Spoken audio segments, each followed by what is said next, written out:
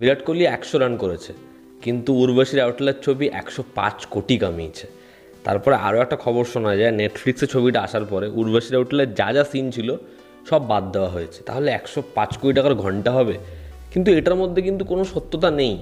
আমি আজকে ডাকু মহারাজ ছবিটা দেখলাম এবং উর্বশী রাউটেলা ছবিতে আছে, মানে সে না থাকলেও কিছু যেতে আসতো না, বাট ছবিতে সে আছে, তার সিন বাদ দেওয়া হয়েছে বলে আমার মনে হয় না।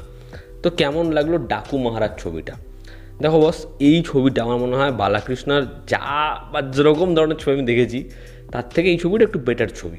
ঠিক আছে, এই ছবির মধ্যে ভালো দিক কিন্তু আছে, মানে এটা রদ্দি জালি সিনেমা কোনোভাবে নয়।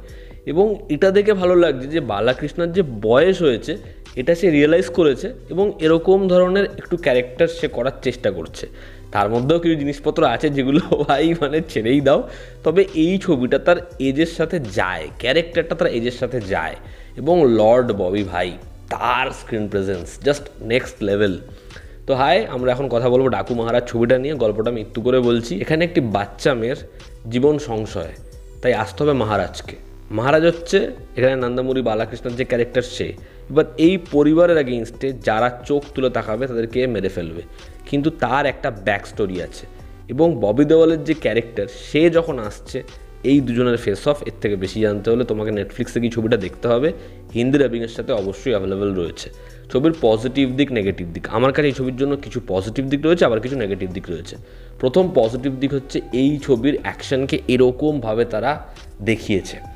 ওই অ্যাকশনটা কিন্তু সত্যি দেখতে মজা লাগে, ট্রিট। ছবির ঠিক 10 মিনিট অন্তর, 15 মিনিট অন্তর যেরকম এন্ট্রি, যেরকমভাবে এই সিকোয়েন্সগুলোকে প্রেজেন্ট করা, বস ফুল মাস, ফুল মস্তি। তুমি দেখো অ্যাকশন, মস্তি পাবে। এবং নন্দমুরি বালাকৃষ্ণর ওই যে কুড়ুল ওপর থেকে আগুন ধরিয়ে বের করা, বা গাড়ি নিয়ে আসা, বা ওই কিচেনের মধ্যে ম্যাগি রান্না করতে করতে ফাইট করা, ক্লাইম্যাক্সের ওরকম একটা ফাইট সিকোয়েন্স, বা ববি দেওয়ালের এন্ট্রি, চিতাবাঘের যে সিকোয়েন্সটা, এগুলো তোমাকে হাই দেবে।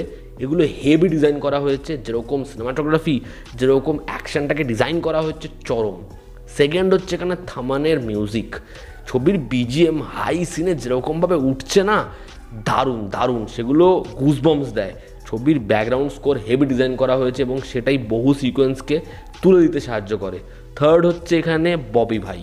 ববি ভাই ছবিতে প্রায় 1 ঘন্টার পর আসে এবং সে আসার পর ছবিটা যেরকমভাবে পোক্ত হয়ে যায়, তার পারফরমেন্স 10 on 10।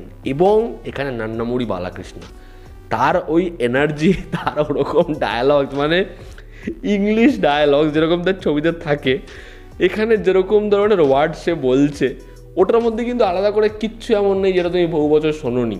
কিন্তু যেরকমভাবে বলছে টাইম ওয়েস্ট, এবং বলার পরে সেটা বলছে তুই যখন বলবি সেটা বার্কিং, আমি যখন বলবো, আর কিছু বললো না, কিন্তু আমরা একটা রোড শুনতে পেলাম, ফোনটা রেখে দিল। ঠিক আছে, পয়সা ঢালবে তার আগে বলছে স্টপ ইট, কয়েন ডাল, ডায়ালগ এগুলো। কিন্তু যেরকমভাবে ও বলছে, যেরকমভাবে জিনিসগুলোকে ও পোর্ট্রে করছে, মানে এগুলোই তো ছবিতে হয়। কিন্তু এখানে যেহেতু একটা ইমোশন আছে, যেহেতু ক্যারেক্টারের একটা ডেপথ আছে, ক্যারেক্টারের আর্ক আছে একটা, সেই কারণে ভালো লেগে যাচ্ছে জিনিসটা। এবং নন্দমুরি বালাকৃষ্ণ আমি বলবো যথেষ্ট ভালো কাজ করেছে, মাস অবতার সেরা। গল্পের মধ্যে কিন্তু মানে স্ক্রিন প্লেটা কখনোই তোমাকে জানা গল্প, প্রেডিক্টেবল গল্প সব কিছু দেখা, তা সত্ত্বেও বোর করে না।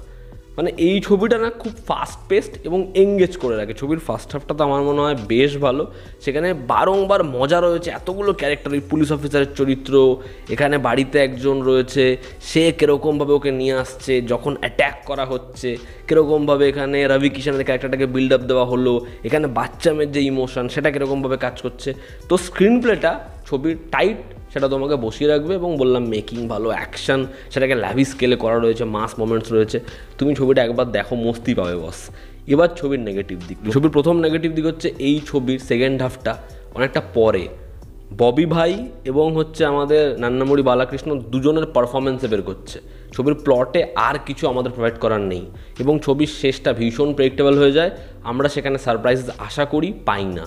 সেকেন্ড নেগেটিভ দিক হচ্ছে এই ছবিতে উর্বশী রাউটেলা এবং এই যে লাভ ট্র্যাকটা, মানে যেরকমভাবে যোগা করতে করতে সে আসে, বন্দুকটা যেরকমভাবে বের করে নেয়, যেরকমভাবে চাটি মারে, যেরকমভাবে গানটা চলে আসে, মানে এত নোংরা এরকমভাবে কে প্লেস করে?